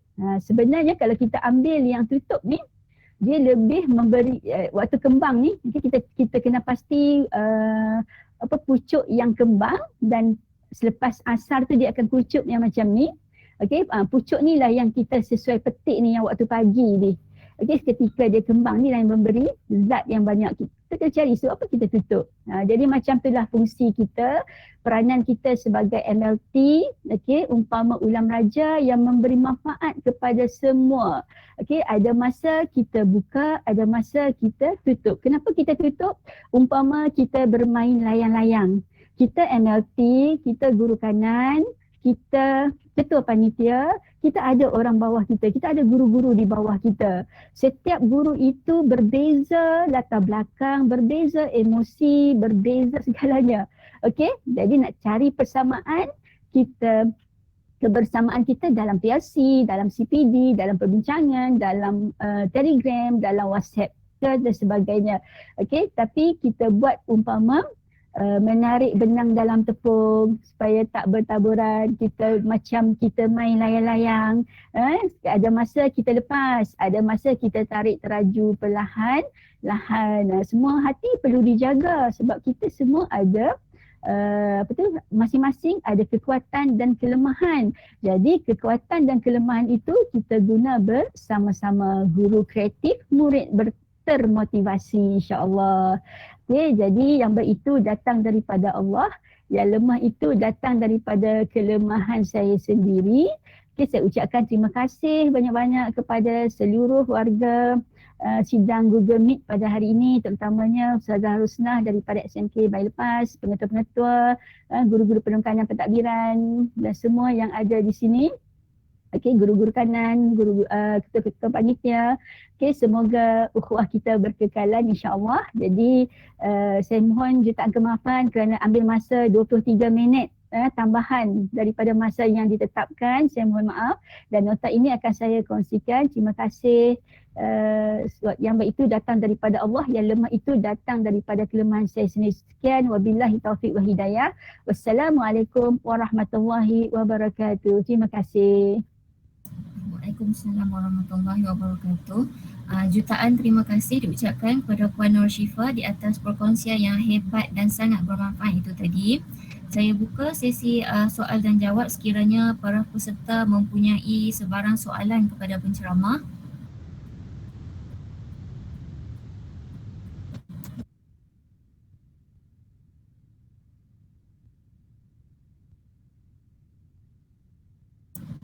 Seterusnya, sebagai tanda penghargaan, kami dari pihak SMK Bayi Lepas ingin menyampaikan sijil penghargaan kepada Puan Nur Syifa binti Saad. Oleh itu, saya menjemput pihak admin untuk menayangkan sijil penghargaan berbentuk digital. Okey, terima kasih Ustazah Syifa. Nanti kita hantarlah JNT ke. Okey. Terima kasih. Okey, terima kasih banyak-banyak. Okay, untuk PPD daripada PPD Barat Daya kepada PPD Seberang Peraya Tengah juga kita akan berikan juga cenderahati dan sijil lah. Okay, terima kasih banyak-banyak. Terima kasih. Terima kasih. Dengan berakhirnya penyampaian sijil itu tadi, maka berakhirlah sudah program pemantapan tugas dan peranan MLT. Tuan Puteri tersenyum-senyum melihat mempelai dirinjis dipilih. Senyum-senyum jangan tak senyum, sudah kita di penghujung majlis. Saya mewakili pihak Sekolah Menengah Kebangsaan Bayi Lepas ingin mengucapkan rasa syukur dan terima kasih kepada semua pihak yang terlibat dalam menjayakan program pada hari ini. Segala kekurangan daripada pihak kami, saya mohon 1000 kemaafan. Sekian, wabillahi taufiq wal hidayah. Wassalamualaikum warahmatullahi wabarakatuh. Minta maaf, saya tambah sikit, jangan lupa isi Mohon semua peserta untuk on kamera untuk sesi dokumentasi program ini. Kerjasama daripada semua amatlah saya hargai. Boleh on kamera cikgu-cikgu untuk saya snap gambar. Sekejap saja. Minit curai. Okey. Link-link yang ada tu mohon tuan-tuan dan puan-puan isilah. Okey, ada setengah pengetua tuan-tuan dan puan-puan nak tengok minit curai kan. Okey. Terima kasih cikgu. Boleh on lagi kamera. Okey, jom kita on.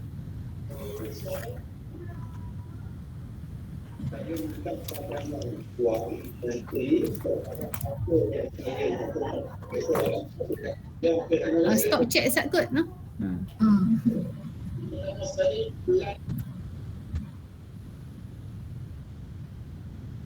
Okey, terima kasih.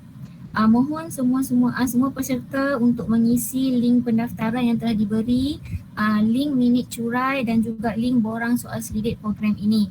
Para peserta akan memperoleh e-sijil yang akan dihantar melalui email. Terima kasih. Terima kasih.